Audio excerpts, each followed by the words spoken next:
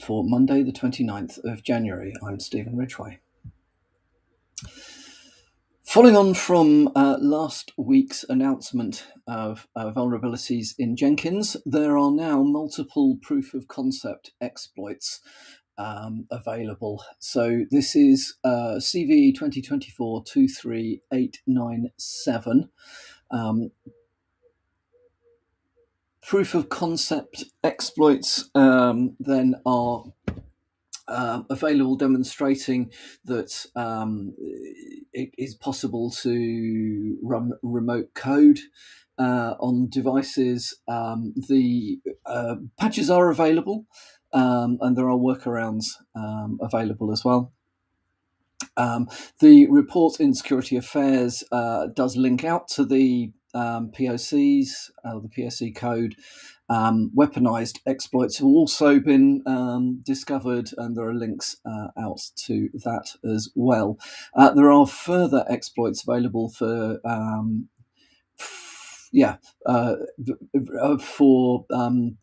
arbitrary file reads.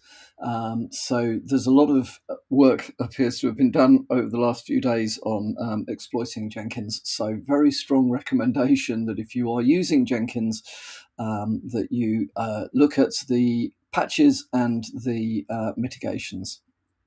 So let's just be clear. So the feature which is exploited is enabled by default, and I think in Jenkins 2.441 and earlier. So, and the long-term support 2.426.2 and earlier as well. So overall, read up on this one. If you're using Jenkins, upgrade or apply the mitigations as recommended. Otherwise, you'll rapidly be in a position where you're going to have to assume compromise. Been a whole load of malicious Python packages that have sneaked into the Python package index repository, the PyPy. Most of these malicious packages are aimed at installing the Whitesnake Stealer on Windows systems, but there are also exploits for Linux as well. Oh, damn, I'm having one of those mornings. It must be a Monday morning. The packages include Nigpal, Nigpal, Figflix, Telera, SEGMM, FBdebug, SGMM, MyGens, NewGens, and TestLibs111. And they've been uploaded by a threat actor known as WS. So if you are using Python package index repository for your Python packages, as always, it is worth having a look to make sure that you know what you're getting. I know that there is work done to try to ensure that these systems are kept secure, and that malicious packages don't find their way in, but these things happen. No systems are perfect. So if you are using packages from PyPy, have a look, make sure that you haven't inadvertently used any of these malicious packages, or that you haven't got dependencies which have then called upon these for whatever reason, and generally keep an eye on what it is that you're installing from package repositories. And then finally from me today, Ukrainian,